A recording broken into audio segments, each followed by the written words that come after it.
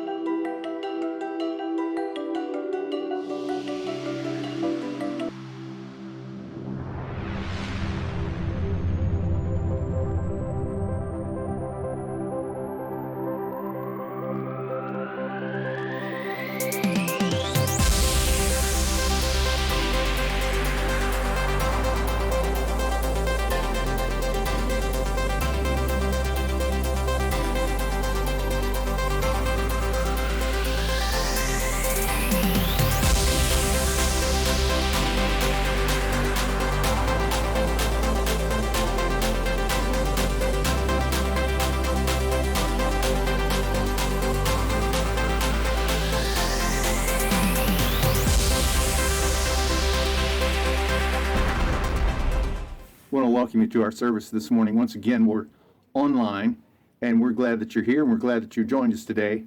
And I hope that you had a Merry Christmas and join us in our worship service.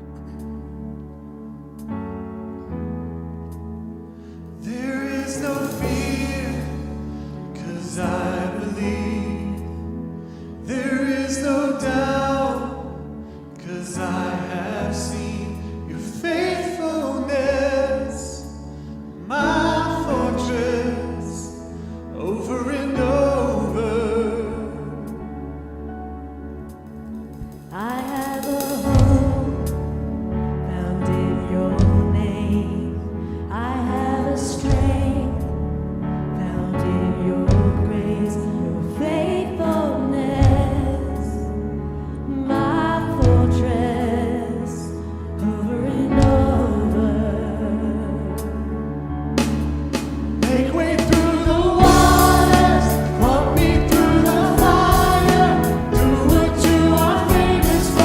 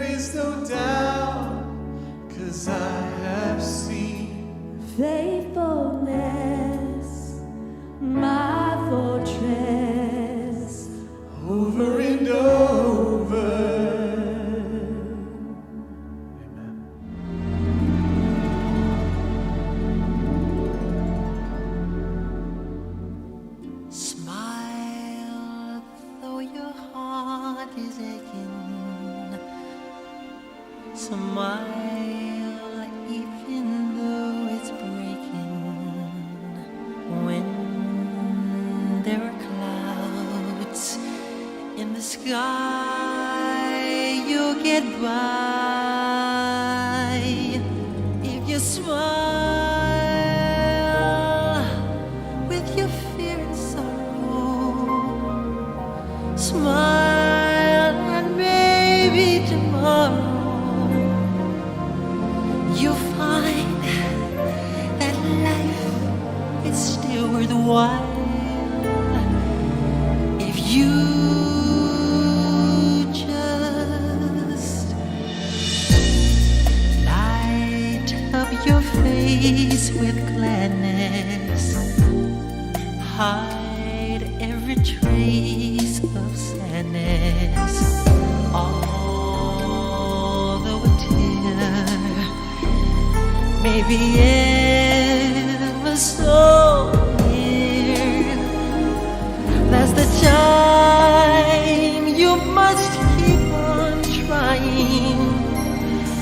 Smile, what's the use of crying? You'll find that life is still worthwhile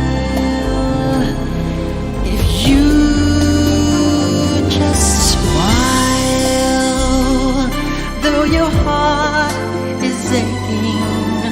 Smile, even though it's breaking.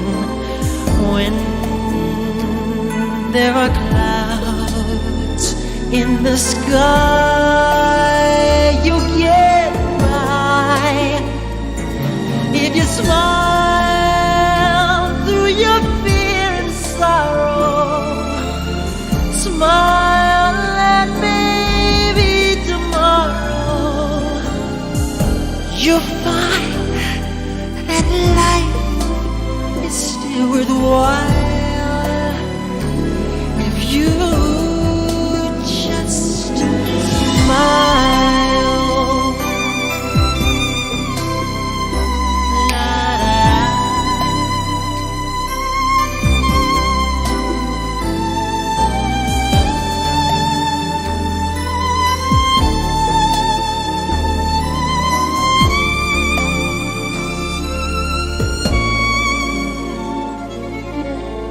That's the time you must keep on trying. Smile, what's the use of crying?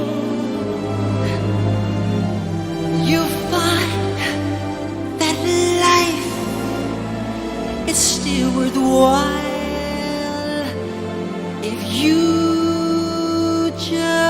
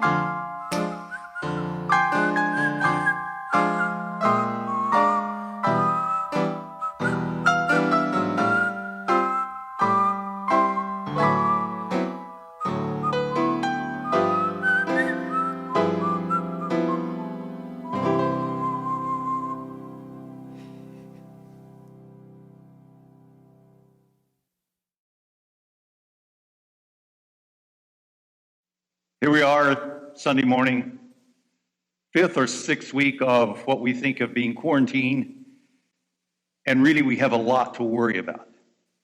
And if there's anything that makes us worry, it would be locked up in the house with nothing to do. Can you imagine a better scenario for worry than that? Several years ago, I went to a conflict resolution conference.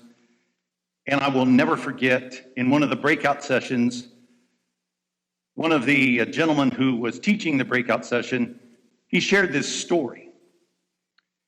And he was probably 60 years old, and he said, when I was 50 years old, he decided he would change his life, and I guess everybody does that once in a while.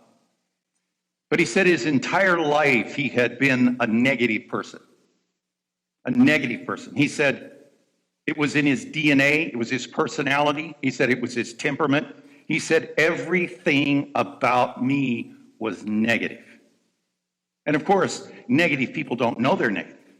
He said, I didn't know I was negative. He said, I just thought I was being realistic about everything. He said, I just didn't see myself as being a negative person. He said, I was in therapy or counseling with my wife. My marriage was splitting up. Can you imagine?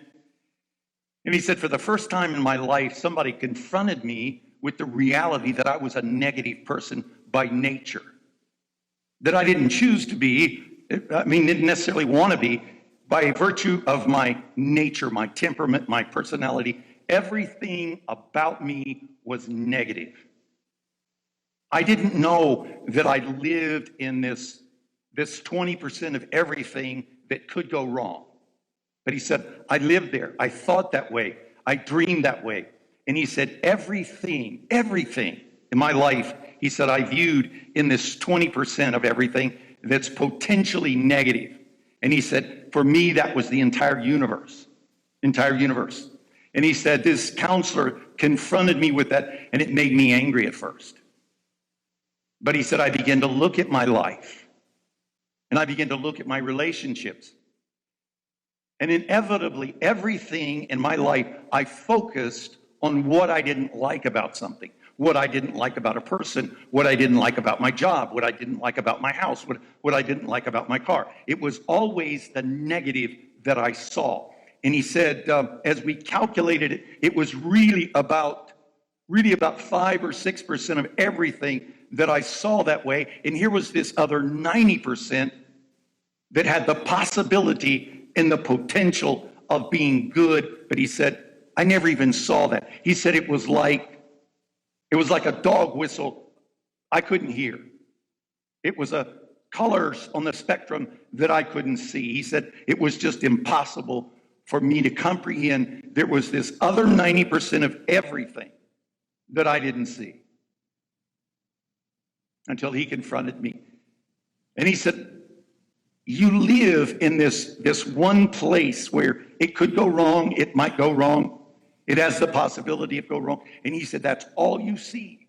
It's all you see in anything and in everything. And he said, there's this other whole universe that potentially is good. And he said, I made a decision that I was going to change. And he said, 3 years of counseling. And he said, I finally overcame it. He said, it was the most difficult thing I have ever done in my life. Most difficult thing I've ever done in my life. But he said it was just how I saw the world. And you know what? It's easy to see the situation we're in all the possibilities that could go wrong, maybe would go wrong, could go wrong, probably will go wrong. It's easy to see all of that. And you know that Jesus anticipated this day in our lives. He anticipated. When I was in school, I took a class in theater, of all things. And I learned about storyboards. Never knew what storyboards were. But in Hollywood, every time they make a movie, it's not just a script, but there's a storyboard. Meaning there is this board in which they have frames and little pictures and all kinds of things. And I made this storyboard for our sermon today. And this is how this worked. Let's just assume for a moment that I wanted a sailboat. That I wanted a sailboat. And I came to my wife and I said, I want a sailboat. And she said, well, you can't even sail. So the first thing here is me taking sailing lessons.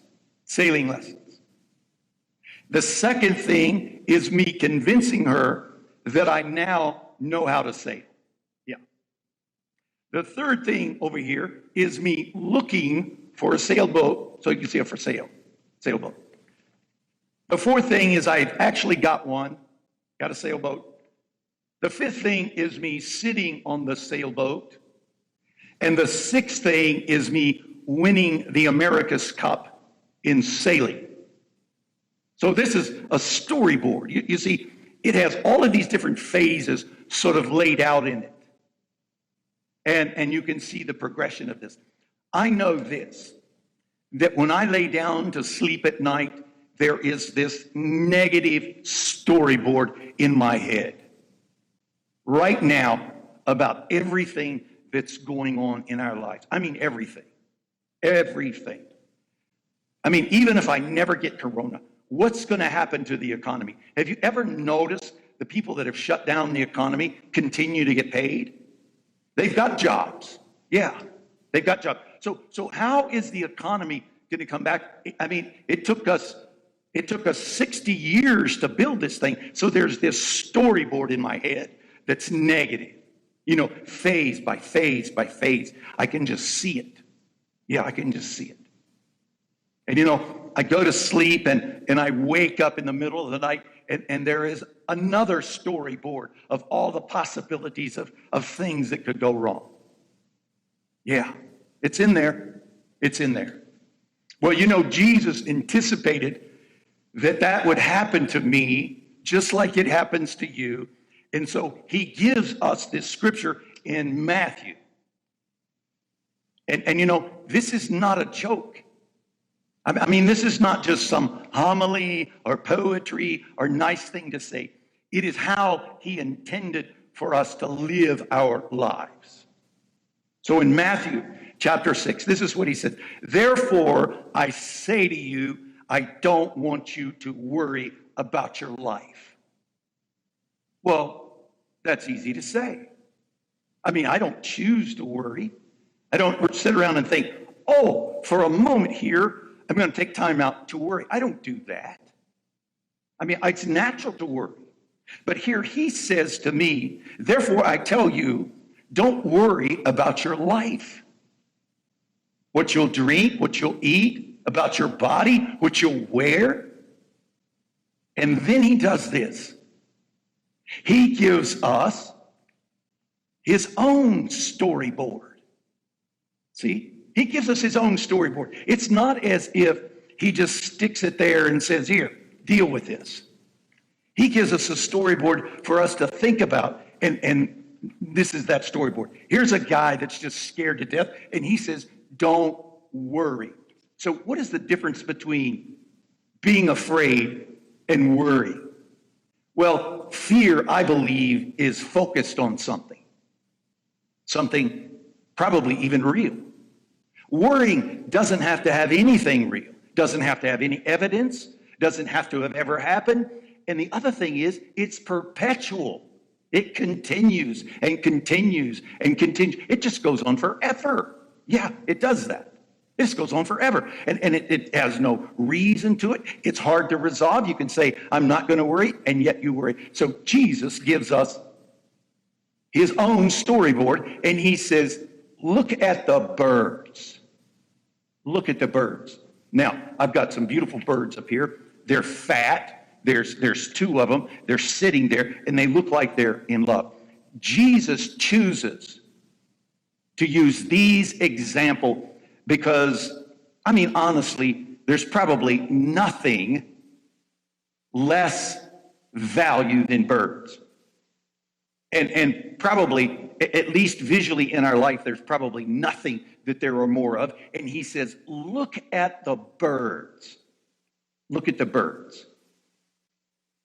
Do I not take care of them? You see, he puts them in the storyboard for us so that he gives us a storyboard. He said these things like what you're going to eat, what you're going to wear, all of these kind of things about your life. He said this is what the pagans do. You see, if being a believer in Jesus doesn't matter, then you've been misled.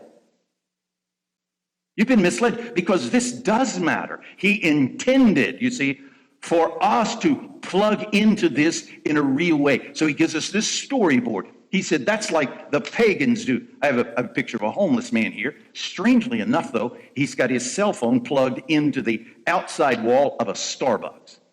Only in America. Only in America. He said, we worry about what we're going to wear. I put in the internet what we're going to wear. A couple things came up. And right here is 6 ladies, and the caption on this is, what to wear to the airport. Yes, there is actually fashion statements, fashion designs on what you wear to the airport. Yeah. Then I decided to look at the wealthiest people in the world and what they wear. And so I have Bill Gates, Bezos, and Zuckerberg, got all 3 of them. And I'm telling you, it's pathetic what they have on. T-shirts, shorts. I mean, honestly, Bill Gates looks like he visited Goodwill. And so, you see, maybe when you financially have unlimited ability, that doesn't matter. Here's what he wants us to do. He wants us to see him as our unlimited ability. I have this basis to work with. Everything sits on top of him saying to me, don't worry, because I am going to take care of you. Probably 30 years ago, I was fascinated by Dr. Martin Luther King, and I've always and continue to go to school. Always. And continue. In a program right now. And I decided that I wanted to write something about Dr. Martin Luther King that had not been written, and I decided to write on the theology of Dr. Martin Luther King. And strangely enough, there wasn't a lot written on Dr. Martin Luther King and his theology. And I began to search and call and write letters and make inquiries. And it seemed as if everybody had written his speeches, but no one ever talked about the theology of Dr. Martin Luther King. And one time I was making phone calls, and I called the center in Atlanta, and this lady said, you know what? I have a name for you. And she said, I want you to call this man. His name was Junius Griffin. And she said, I believe he's who you need to talk to. And I said, well, who was he? She said, well, in 1958, 59, he was a reporter for the New York Times and went to hear Dr. King speak and became his editor, speech editor. And I thought, I wonder why I've never heard of this man. So I called the number that she gave me, and oddly enough, he was a teacher, an instructor, a professor at the University of Michigan. And he picked up the phone, and I said, Professor, I said, I'm doing this. I'm writing something on Dr. King's theology, and I was just wondering if I could talk to you. And he said, sure. He said, come on down. And he said, or come on up. He said, I would be glad to sit and talk with you about Dr. King. Now, this is what I've noticed. The people who actually write the speeches never say they do. And the people that say they did probably didn't. And this is a person I'd never heard of, and yet he was in this inner circle, but he never said anything about it. And when I was having lunch with him, I said, Dr. Griffin, I said, how is it that Dr. King was different? Because I said, at the time, there were many civil rights leaders, and there were a lot. We just don't hear about it. And he said, I'm going to tell you this. He said, Dr. King actually believed the stuff he read that Jesus said. You know, like turn the other cheek, say good things about people that say bad things about you. He said he literally believed that. And so this is what he thought. He said, He believed that if you didn't strike back, that you obligated God to defend you. He said he believed that. He said he honestly believed that. And he said when people would hit him, strike him, spray him with hoses, write bad things about him, he never responded. He said, if I don't respond, he said it obligates God. And he lived that way. Here's the point. Jesus said, I say to you, don't worry about these things. Don't worry about it. Am I going to believe that, or am I just going to quote that? Am I going to do that, or am I just going to read that? This is what I know about Jesus. To take a phrase from Dr. King, Jesus had been to the mountain and seen the other side. See, Jesus knows how this is going to end. Jesus has already seen how this plays out. And I'm going to trust him with it. Sing with us.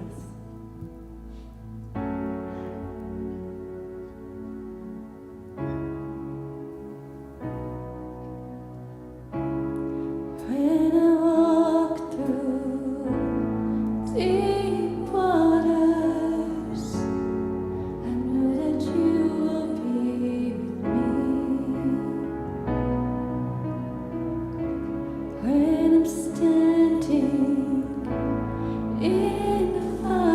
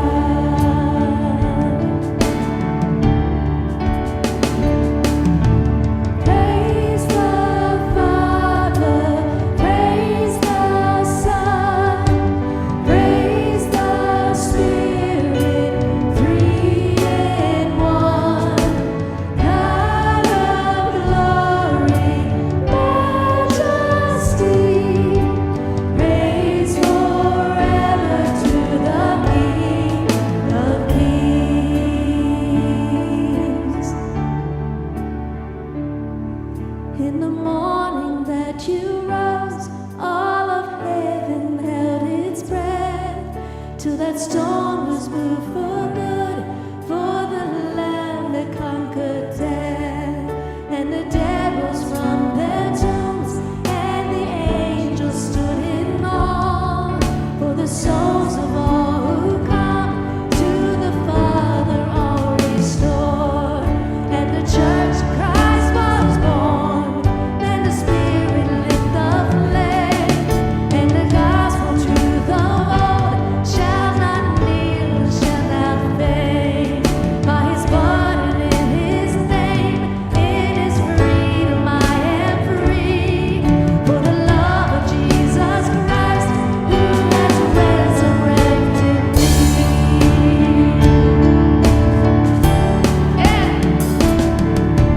Praise the Father, praise the Son, praise the Spirit, three and one. God of glory, majesty, praise forever to the King of Kings. One more time. Praise the Father, praise the Son, praise the Spirit, three and one. God of glory, majesty, praise forever to the King of Kings. Praise forever to the King of Kings. We want to thank you for being a part of our service and remind you that once again, keep watching Facebook so that you can know whether or not we're in person or online next week. And please continue to give, and as God has blessed you, and we appreciate it.